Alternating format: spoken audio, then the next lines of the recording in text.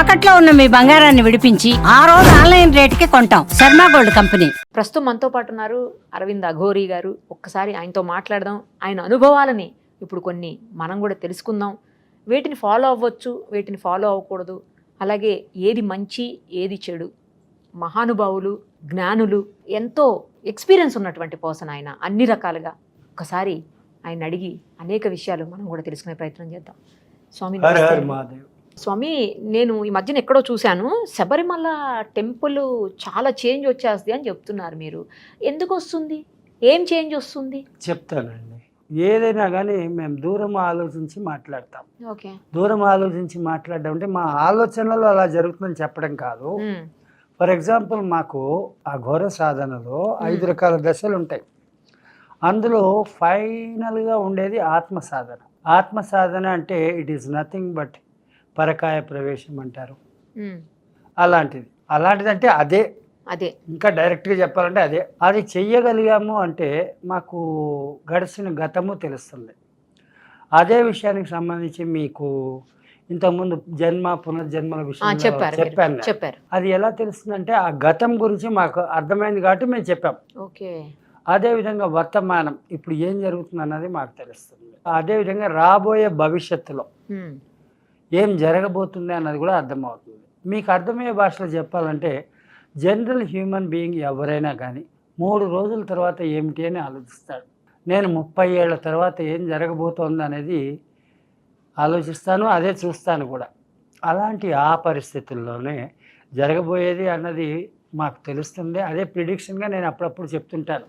Okay, అందులో అంతర్భాగమే ఒక ఛానల్కి Jaganmohan Reddy he's going to sweep అని చెప్పాను. గతంలో 130 సీట్స్ మినిమం వస్తాయి. మ్యాక్సిమం అంటే we can't say, but however he's going to sweep అని చెప్పాను.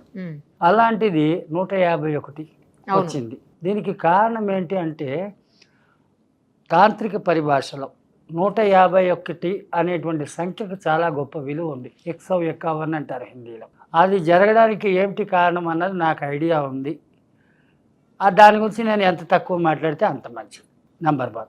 ఆ తర్వాత క్రమంలో ఒకానొక ఛానల్లో ఇంటర్వ్యూలో చెప్పాను, అయ్యా 2050 వచ్చే నాటికి శబరిమల ఒక క్వారీగా మారిపోతుంది. మనం ఇప్పుడు గోవింద గోవింద అంటున్నాము.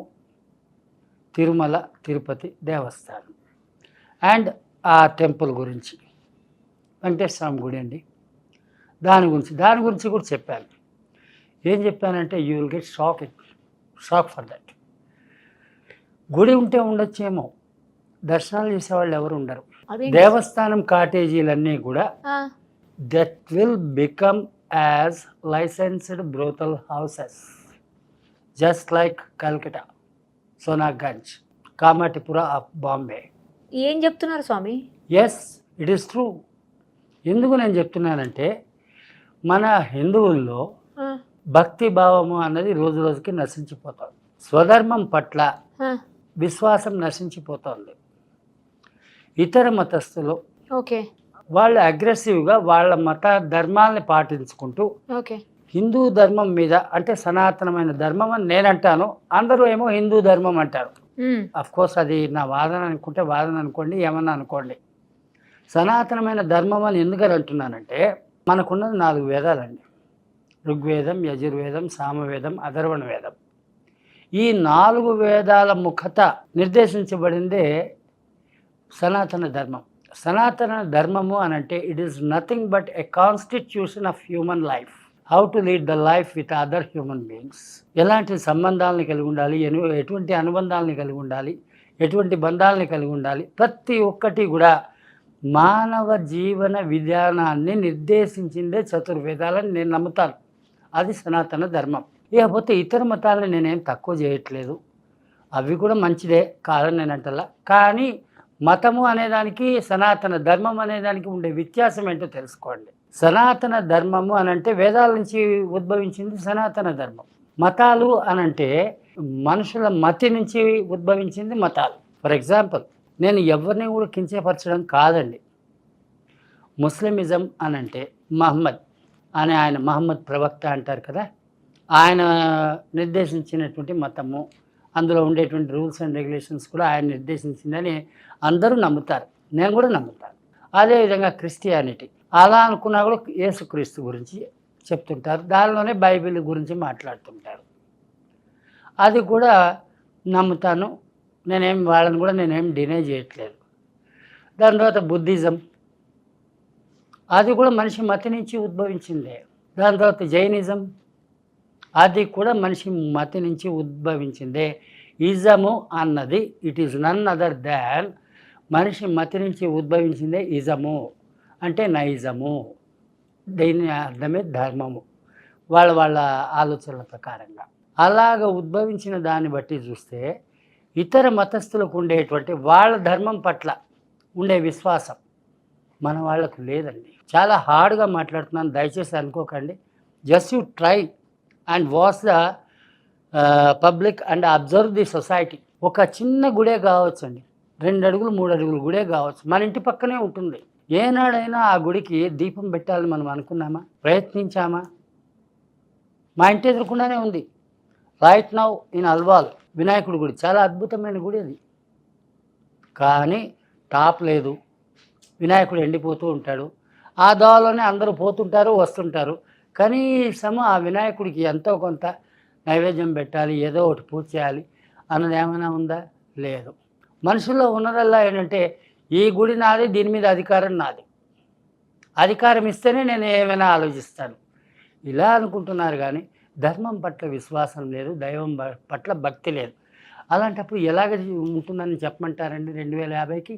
అదే ఒక ముస్లింని చూడండి, రోజుకి 5 సార్లు నమాజ్ చేస్తారు. సూర్యోదయ పూర్వం ఇంట్లోనే ఒకసారి, 6:30-7 గంటల మధ్యలో మస్జిద్లో ఒకసారి, మధ్యాహ్నం 12 గంటలకి మస్జిద్లో ఒకసారి, సాయంకాలం 6 గంటలకి, అంటే మన దాంట్లో ప్రదోష వేళ అంటారు, ఆ టైంకి చేస్తారు.